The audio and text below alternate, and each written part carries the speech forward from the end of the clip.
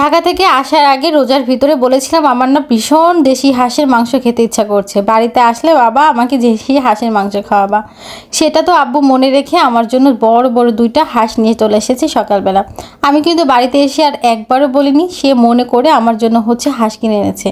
আর হাঁসটাকে ছোলা কোটার দায়িত্ব পড়েছে আমার উপরে, যেহেতু আমি একটু অসুস্থ, এগুলো আমারই করতে হয়। তো কাটার সময় দেখি বড় বড় পেটের ভিতরে ডিম। আর ডিমওয়ালা হাঁস খেতে কিন্তু বেশ মজা লাগে, অনেকটা পরিমাণে তেল হয় আর খেতেও অনেক স্বাদ হয়।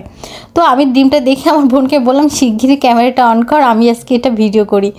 তারপর পাশেই আমার মামাতো ভাইকে দিয়ে নারকেল ছুলিয়ে নিচ্ছিলাম। আর আজকে হাঁস রান্নাটা হবে নারকেল ফালি করে দিয়ে, সাথে গোটা গোটা রসুন, চুই ঝাল দিয়ে হাঁসের মাংস, সাথে নারকেল।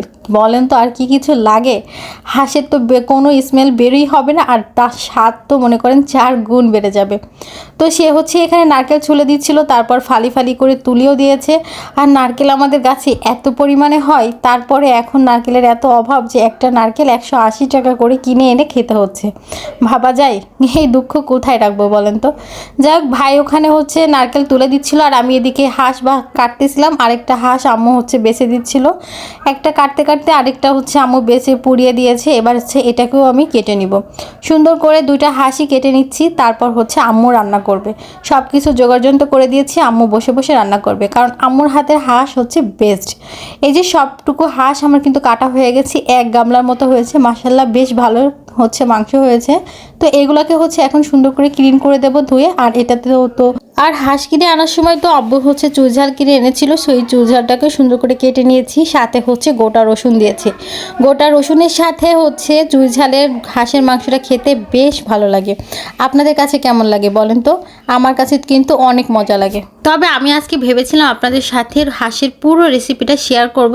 দুঃখের বিষয় হাঁসটা কাটার পরে একটু গোসল না দিলে আমি একদম শান্তি পাচ্ছিলাম না। তাই আমি গোসল করতে গেছি, এদিকে দেখি আমার আম্মুর হাঁসের রান্না একদম প্রায় শেষের পথে। কি আর করা যাবে বলেন তো? আম্মু সুন্দর করে সব মশলা দিয়ে ভালোভাবে হাঁসটাকে কষিয়ে সিদ্ধ করে নিয়েছে। এবার সুন্দর করে ভাজা কষাই দেবে। আর অল্প একটু পানি থাকতে থাকতে এখানে ওই যে চুই ঝাল, তারপর নারকেল, রসুন সব কিছু একসাথে কিন্তু দিয়ে দিয়েছে। এবার সব কিছু ভালোভাবে এর সাথে একদম ভাজা ভাজা করে কষিয়ে নিলে কিন্তু মাংস রান্না একদম কমপ্লিট হয়ে যাবে। হাঁসের মাংস আপনি যত বেশি কষাতে পারবেন তত বেশি টেস্ট লাগবে। দেখেন তো একদম তেল উঠে আসা পর্যন্ত সুন্দর করে কিন্তু কষিয়ে নিচ্ছে। দেখেই লোভ লাগছে নাকি সবার? লোভ দিয়ে না, আমি কিন্তু এখনই কষানোটা দিয়ে ভাত খেয়ে নেব। আর পরে ঝোলের পানি দেওয়ার পরে তো আবারও খাবো। তো আমি 1 পিস রান, তারপর আমার যেটা যেটা পছন্দ, চামড়া, গিলা, কলিজা, নারকেল সব কিছু নিয়ে আমি বসে পড়েছি খাওয়ার জন্য। আমি প্রথমে কষানো মাংস দিয়ে খাচ্ছি, তারপর ঝোলের সাথে আবারও খাবো। মানে আমার যে হাঁসের মাংস এত পছন্দ কি বলবো। আর রান্নাটা যা দারুণ হয়েছিল না, আপনাদেরকে বলি আমি আসলে বোঝাতে পারছি না। আর আমার খাবারে প্লিজ কেউ লোভ দিয়েন না, তাহলে আমার পেট খারাপ হতে পারে। দেখা হয়ে যাবে নেক্সট ভিডিওতে। আল্লাহ হাফেজ।